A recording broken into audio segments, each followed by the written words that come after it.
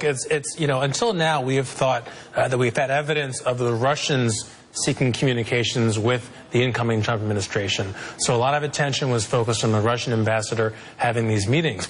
This puts it in a bit of a different spin. This is the campaign seeking opportunities, or the incoming administration seeking opportunities with the Russians. And as the Post story points out at the end, they eventually got a meeting, this equally weird meeting in the Seychelles with a transition advisor, Eric Prince, and a person coming from Putin's government. So the question mark is, what were they discussing, and why all this effort to come up with these ways to meet outside the usual diplomatic channels? We still have Ruth Marcus and Ken Vogel with us down there in Washington. And Ruth, let me bring you in on this, too. We have the Seychelles now. We have the FBI the special prosecutor investigation. We have the Senate committee subpoenaing these campaign records. We have the report about Jared Kushner. Can you keep up with all of this? Well, I'm doing as best as I can. I think we're all kind of reeling from this. A couple points.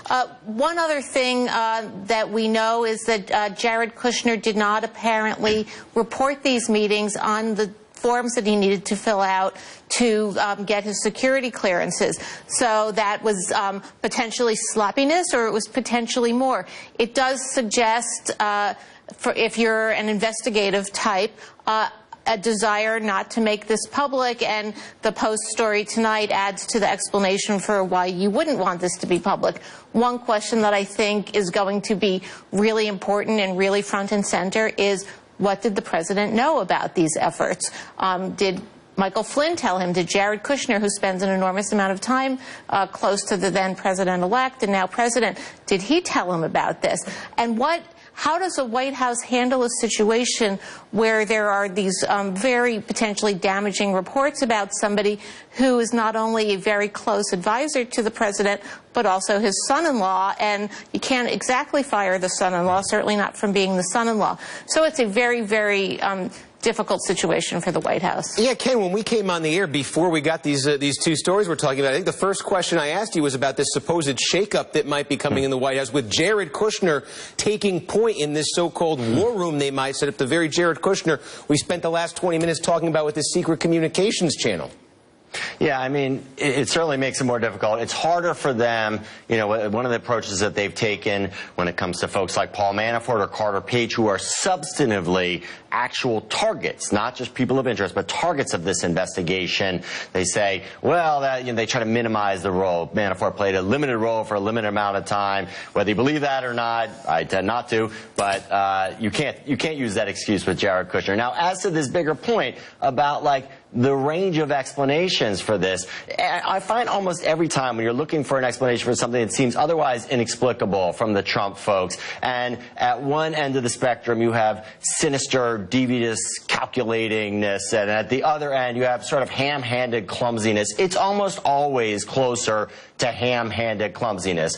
Here, what is the actual motivation? You alluded to it. There was a deep suspicion of the intelligence community from folks within the Trump orbit. That comes to a great degree from Mike Flynn, who had really taken a stand against the CIA while he was at the DIA, and sort of taking a stand against the broader U.S. intelligence community.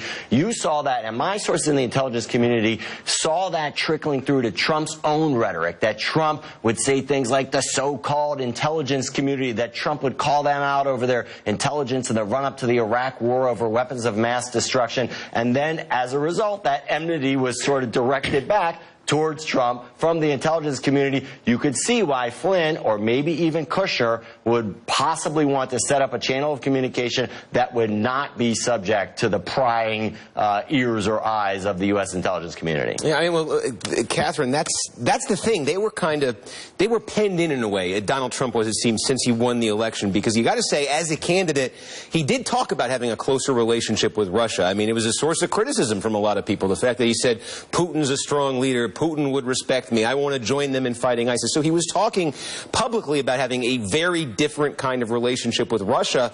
At the same time, when he won, in the climate of, hey, Russia just meddled in the election, or Russia was trying to help Trump, they were trying to hurt Clinton, it was probably going to be very difficult to execute that kind of policy pivot without having it look like, hey, he's rewarding the people who helped him. The timing was peculiar, to say the least. Sure, he wants to have a more less antagonistic, shall we say, relationship with Russia right after the election, when he's refusing to acknowledge the interference that Russia played in the election and the role that played potentially in helping him capture the presidency. That's probably not the best timing.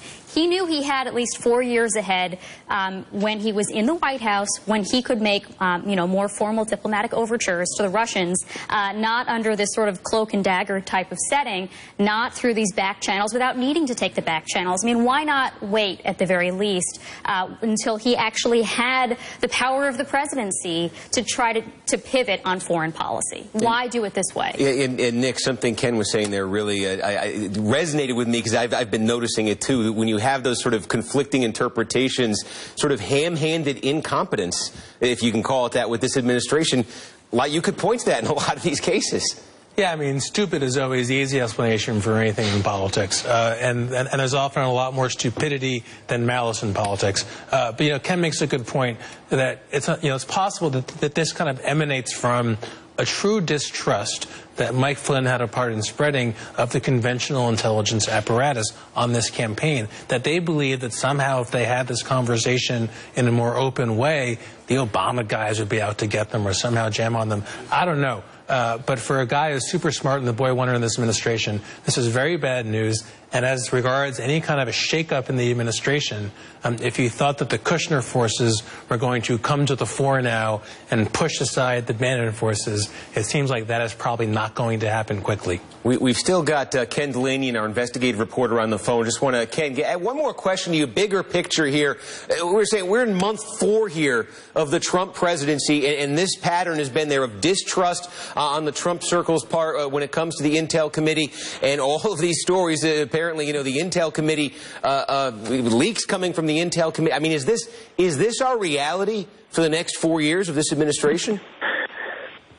Steve, I was thinking about this story and this leak. This leak is a very damaging leak for the United States intelligence community, because it exposes that the U.S. was monitoring the communications of the Russian ambassador, Sergei Kislyak, back to Moscow. Now, we can all assume that that's going on, but this shows conclusively to the Russians that we were doing that, and you can bet